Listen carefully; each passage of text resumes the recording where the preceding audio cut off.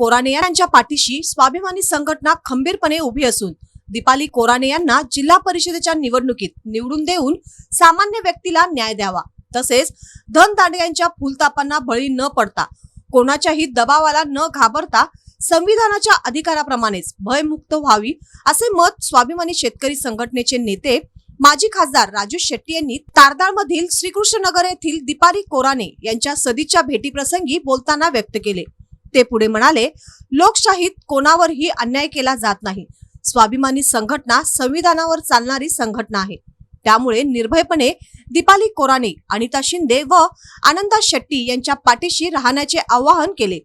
पुरंदर पाटील म्हणाले, सामान्य माणसाच्या उमेदवारीवर गदा आणून घराणेशाही लादण्याचा प्रयत्न कोरोची मतदारसंघात होत आहे, परंतु सामान्य जनता प्रामाणिक काम करणाऱ्या विनोद कोराणे यांच्या पाठीशी राहील यात शंका नाही।